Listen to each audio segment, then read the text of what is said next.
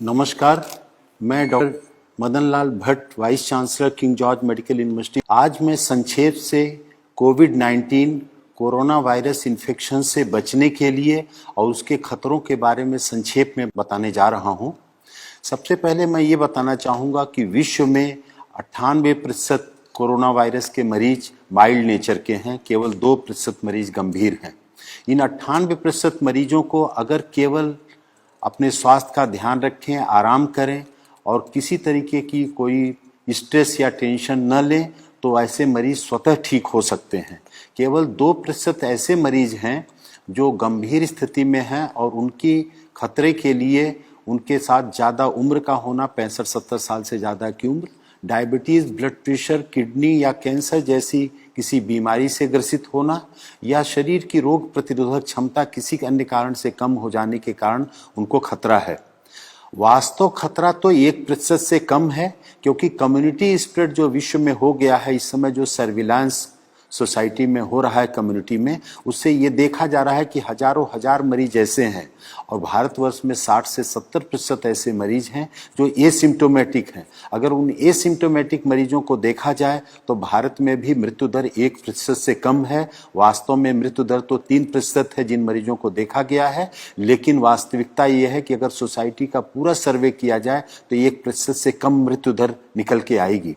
ऐसी स्थिति में बचने के लिए जो सामान्य उपाय हैं मैं उनको संक्षेप में बता रहा हूं, जिसको कोई भी व्यक्ति अपने जीवन में स्वस्थ व्यक्ति उपाय के माध्यम से बच सकता है। और कोई व्यक्ति अगर संक्रमित हो गया कोरोना वायरस से तो भी उससे ठीक होने की संभावना बहुत ही ज्यादा रहेगी।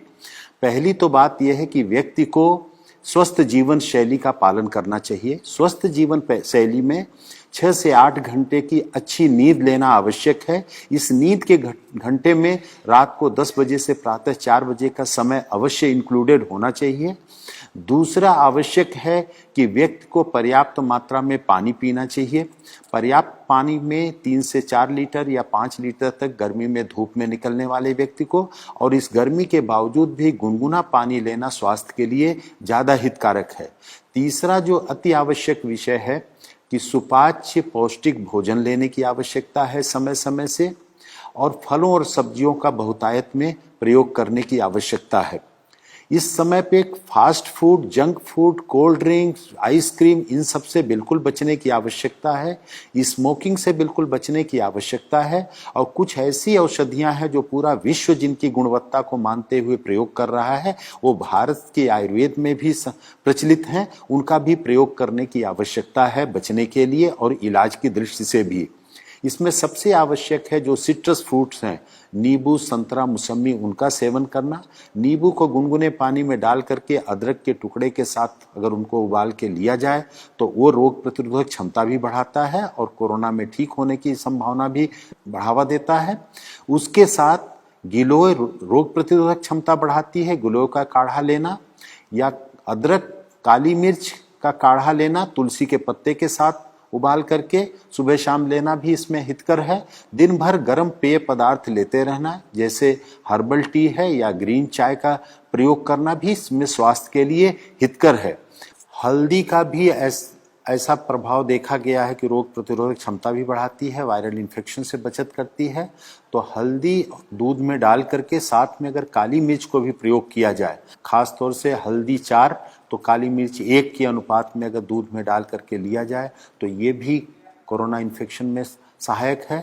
और लहसुन में भी एंटीवायरल प्रॉपर्टीज देखी गई हैं, तो लहसुन, काली मिर्च और अदरक का मिश्रण भी प्रयोग किया जाए कच्चा या खाने के साथ सलाद के रूप में थोड़ी सी मात्रा में, तो ये भी रोग से बचाने में सहायक है। और कोई भी व्यक्ति इसमें जो संक्रमित होता है अगर वो तनाव बहुत नहीं लेगा, घबराहट का शिकार नहीं होगा और अपनी कोमॉर्बिड कंडीशंस जो भी हैं, अगर डायबिटीज़ है, थायराइड की प्रॉब्लम है या अन्य कोई प्रॉब्लम है, तो उसका समुचित उपचार लेते रहें और उनसे बचने की आवश्यकता है। अगर वो बीमारी कंट्रोल में रहेगी तो इससे खतरा उतना नहीं होगा। और एक सौभाग्य की बात है कि प्रारंभ में माना जाता था कि गर्भवती महिलाओं के लिए, बच्चों के लिए भी ये बहुत खतरनाक बीमारी हो सकती है, लेकिन जो भारत में देखा गया है कि गर्भवती महिलाएं भी बहुत जल्दी ही शीघ्र वायरल फ्री होकर के डिस्चार्ज हो रही हैं। हमारे किंग जॉर्ज चिकित्सा विश्वविद्यालय में 2 महिलाएं 6 महीने और 8.5 महीने की प्रेगनेंसी के साथ 5 दिन से कम समय में वायरल फ्री होकर के डिस्चार्ज हो गई। छोटे बच्चों में भी 3 महीने का बच्चा, एक गोरखपुर में, हमारे यहाँ 2.5 वर्ष का एक बच्चा, उत्तर प्रदेश में एक और 9 महीने का बच्चा, ऐसे महाराष्ट्र में भी छोटे बच्चे नवजात शिशुओं को वायरल इन्फेक्शन से, इस कोरोना वायरस से मुक्ति बहुत ही शीघ्र मिल गई। तो उन बच्चों पर भी ध्यान देना है और खास तौर से जो ध्यान देने की आवश्यकता है कि इसके लिए कोई वायरल एंटीवायरल ड्रग नहीं है, कोई वैक्सीन नहीं है, अतः सोशल डिस्टेंसिंग या फिजिकल डिस्टेंसिंग का पालन करें, हाथ को बार बार साबुन पानी से धोते रहें या हैंड सैनिटाइजर का प्रयोग करें और बाहर निकलते समय मास्क का नियमित रूप से यदि कोई प्रयोग करे तो वो बच सकता है। और यही इस वायरस की लड़ाई के लिए सबसे बड़ा साधन है। और अपने को बचाएं, दूसरों को बचाएं। इस संदेश से जितना भी अपने को लाभान्वित करें, दूसरों को बता करके लाभान्वित करें, वही इस मानवता की बहुत बड़ी सेवा होगी। आपको बहुत बहुत धन्यवाद।